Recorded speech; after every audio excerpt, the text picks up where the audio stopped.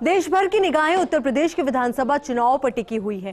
पहले चरण में 10 फरवरी को पश्चिमी उत्तर प्रदेश में वोटिंग होनी है। रैलियों और सभाओं पर चुनाव आयोग की रोक के बाद सभी पार्टियों के प्रत्याशी अलग अलग ढंग से चुनाव प्रचार कर रहे हैं। चुनाव में कैसा है माहौल और क्या है जनता का मूड, इस पर हाथरस विधानसभा क्षेत्र से बसपा प्रत्याशी संजीव कुमार काका ने फर्स्ट इंडिया से बात की।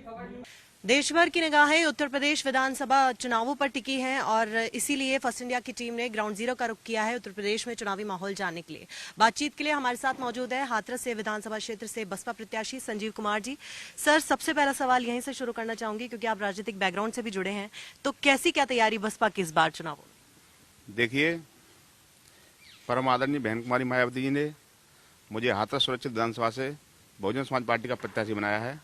सबसे पहले मैं परम आदरणीय बहन कुमारी मायावती जी का धन्यवाद देना चाहता हूं कि उन्होंने मुझ पर विश्वास जताकर यहां से प्रत्याशी बनाया है और मैं गांव-गांव जा रहा हूं।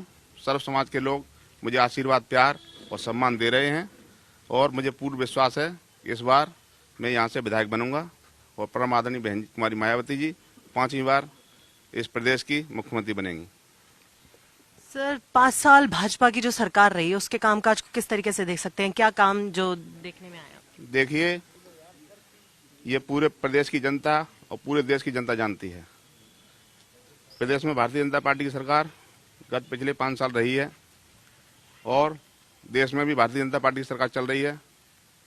गरीब लोग और मध्यम वर्ग के लोग बहुत ही इस सरकार से परेशान रहे हैं, क्योंकि आप देख लीजिए महंगाई कितनी चरम सीमा पर पहुंच गई है।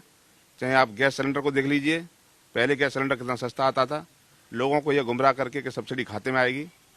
कुछ दिन शुरू में एक आध लोगों के खाते में आ गई, उसके बाद आज देख लीजिए उज्ज्वला योजना के अंतर्गत लोगों को गैस बांट दी गई। आज आप गांव देहात में जाके देखेंगी कि वो सिलेंडर लोगों ने उठा के रख दिए हैं, क्योंकि सिलेंडर अब 1900 कुछ रुपये का हो गया है। गरीब आदमी कहाँ से पैसा लेके आए? और पेट्रोल की देख लीजिए, पेट्रोल की कीमत कितनी आसमान छू रही है। आप किसानों के लिए देख लीजिए, जो डीएपी पहले 50 किलो का आता था वो 45 किलो कर दिया, उसकी कीमत बढ़ा दी गई। डीजल कितना महंगा हो चुका है। आपकी जो खाद्य पदार्थ हैं, चाहे वो सरसों का तेल देख लीजिए, चाहे और भी दालें देख लीजिए, महंगाई चरम सीमा पर है। गरीब जनता इस प्रदेश की और केंद्र की सरकार से बहुत दुखी है। इस बार वो मन बना चुकी है कि परम आदरणीय बहन कुमारी मायावती जी को इस बार प्रदेश का 5वीं बार मुख्यमंत्री बनाएंगे। संजीव जी, एक समय था हाथरस बसपा का गढ़ माना जाता था, लेकिन भाजपा का अब इस जगह पर कब्जा माना जाता है। क्या कहना चाहेंगे इस चुनावों में इस बार के? देखिए, हाथरस बसपा का गढ़ पहले रहा है और आज भी बसपा का ही गढ़ है। ये भारतीय जनता पार्टी के लोगों ने झूठ बोलकर, गुमराह कर लोगों को झूठे आश्वासन देकर लोगों को गुमराह कर दिया।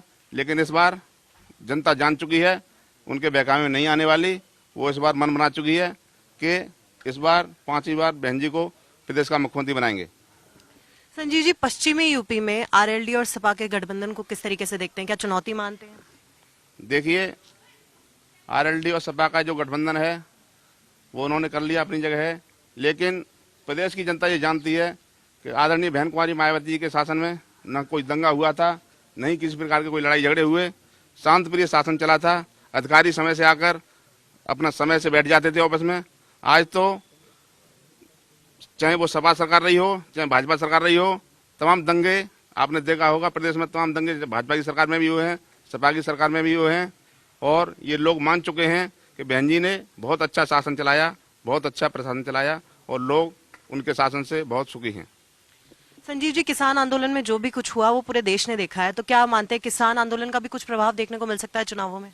देखिए, किसान तो ये मन बना चुके हैं इस बार कि भारतीय जनता पार्टी को बिल्कुल जड़ से उखाड़ के फेंक देंगे वो, क्योंकि लोगों ने किसान आंदोलन में शहादत दी है।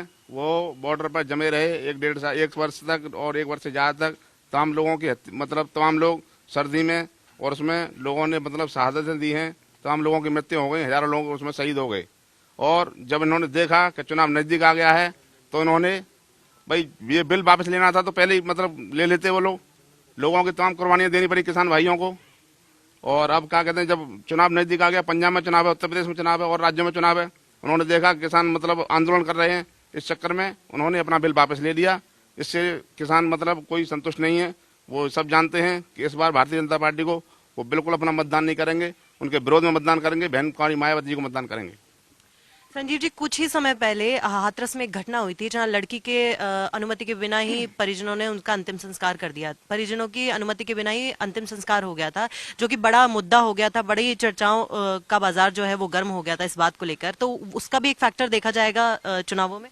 देखिए, ये बहुत ही गंभीर घटना थी कि एक बेटी की मतलब हत्या हो गई और प्रशासन बिना माँ बाप के रात को 2-3 बजे उसके दाह संस्कार को उसके परिवार वालों को मतलब न मिलने देने के मिले नहीं वो, और रात में 2-2:30 बजे उनकी दाह संस्कार कर दिया।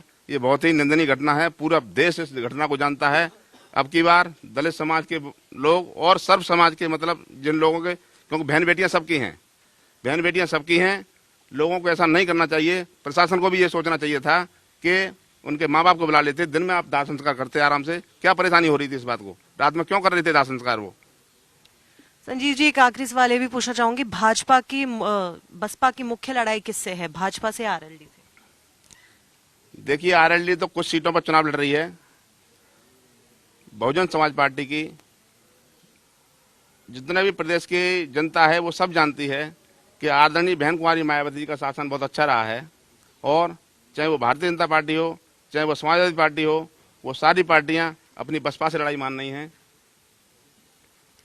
माना जा सकता है कि बसपा की तैयारी जोरों पर है चुनावों को लेकर। पूरे प्रदेश में हमारे प्रत्याशी परम आदरणीय बहन जी ने जिनको आशीर्वाद दिया है वो बहुत अच्छा चुनाव लड़ रहे हैं, और सर्व समाज के लोग उन्हें आशीर्वाद दे रहे हैं। मैं निश्चित रूप से कह सकता हूं कि इस बार परम आदरणीय बहन कुमारी मायावती जी 5वीं बार प्रदेश की मुख्यमंत्री बनेंगी।